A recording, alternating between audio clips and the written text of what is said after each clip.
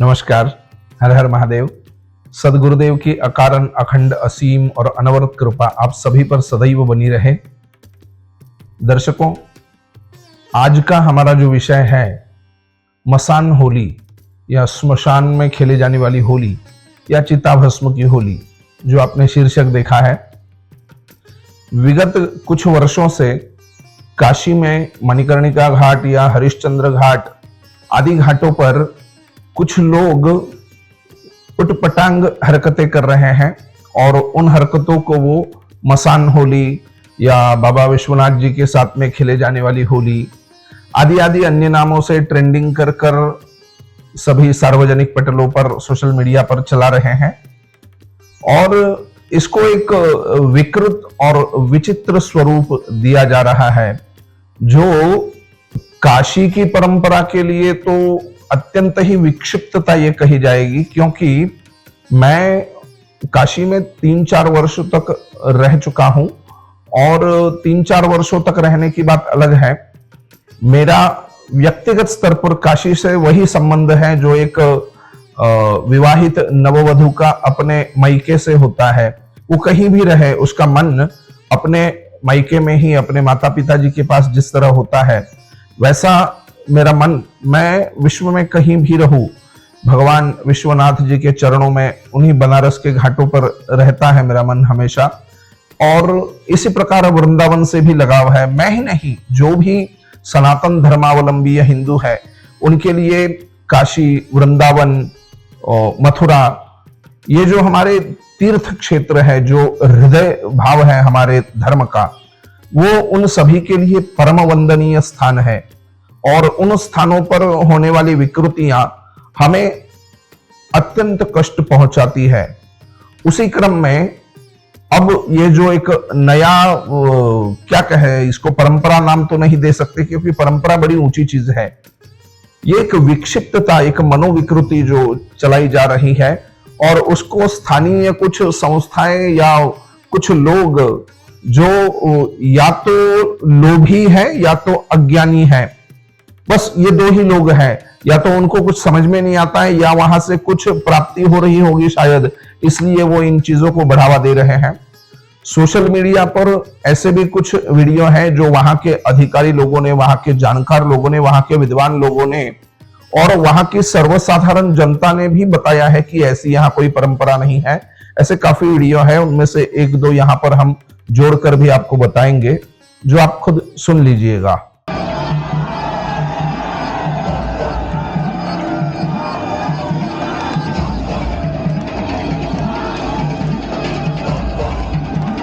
इन video को आपने देखा है, इसमें काशी के रहने वाले ही लोगों ने बताया है कि ऐसी कोई परंपरा यहां नहीं है।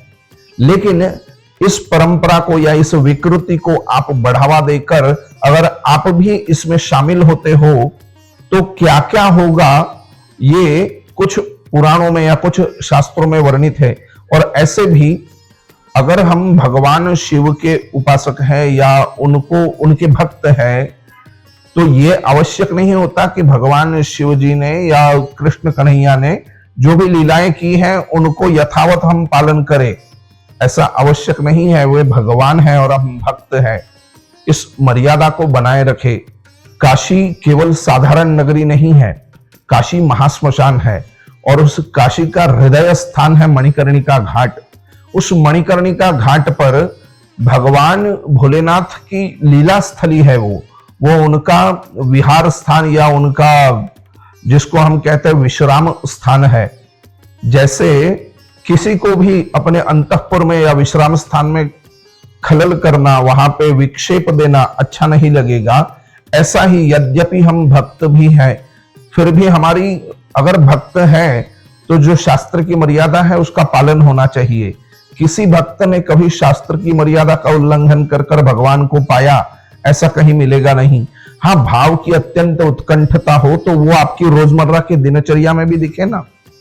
रोज में तो सोते सोते आप 12 बजे उठोगे और बस होली आई है तो नंग धड़ंग होके वहां भस्मों की लपेटी होके नाच रहे हो, ये निश्चित ही अच्छी बात नहीं है। और इन लोगों की विकृति देखकर जो इनके पास आकृष्ट हो रहे हैं, जो बाहर गांव से उस स्मशान होली के नाम से काशी में आ रहे हैं और उस काशी की पवित्र धरा को एक विकृत और विक्षिप्त मानसिकता से भी वहां पर जा रहे हैं, वो लोग सावधान हो जाए, उनके ऊपर भयंकर विपत्तियां आ सकती है। ये मेरी तरफ से नहीं कह रहा हूं, मैं शास्त्र के ही आधार से कह रहा हूं।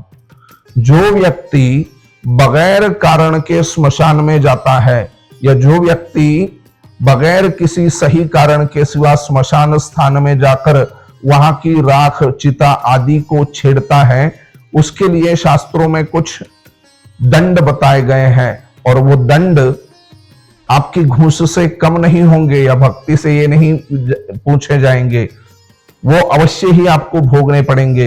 हो सकता है आपके घर में किसी व्यक्ति को बहुत बड़े रोग को या किसी बाधा को सामने जाना पड़े, आपको आर्थिक स्थितियां आपकी कमजोर हो जाए, आपको किसी का वियोग या किसी संबंध में विक्षेप आपको झेलना पड़े।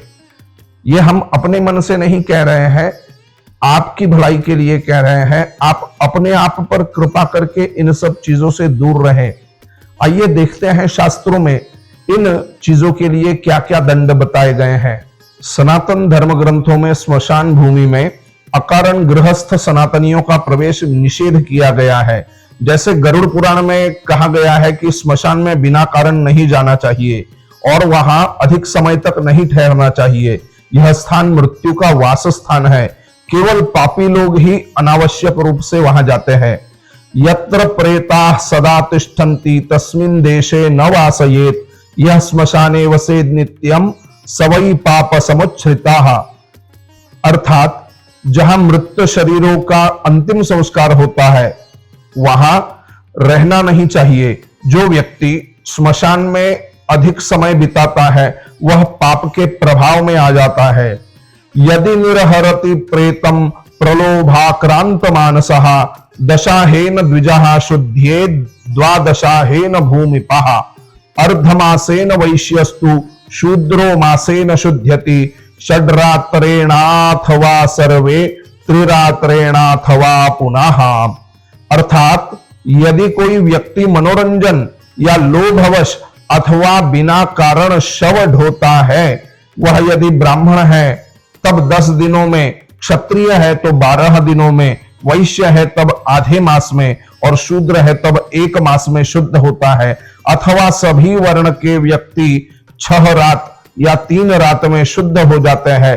अर्थात अकारण जो ब्राह्मण, क्षत्रिय, वैश्य, शूद्र स्मशान जाते हैं उन्हें 10 से 30 दिन तक शुभ कार्य में और मंदिर में प्रवेश वर्जित होता है।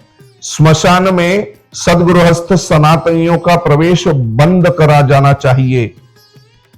इसी प्रकार अगर कोई व्यक्ति निष्कारण स्मशान में जाता है, अगर उसके किसी प्रारब्ध अच्छे हैं और उसको कोई तकलीफ नहीं हो रही है, फिर भी उसको स्वयं को ना हो तो उसके घर के किसी व्यक्ति को या उसके निकटतम किसी व्यक्ति को, हो सकता है पत्नी को, पुत्र को, माता को, पिता को, सगे संबंधियों को, किसी प्रेमी व्यक्ति को अवश्य ही प्रेत जनित किसी बाधा से, रोग से या किसी पीड़ा से या किसी विच्छेद से गुजरना पड़ेगा और ये सब निश्चित ही भोगा जाता है। याद रखिएगा, जिस प्रकार से हमारे यहां किसी विधान को, सार्वजनिक नियमों को तोड़ने पर पुलिस दंड का काम करती है, इसी प्रकार दैवीय विधानों को या देवताओं के विधानों को तोड़ने पर, उनके विधान सही ढंग से ना करने पर या उन विधानों में धर्मशास्त्र के विधानों में अपनी मनमानी करने पर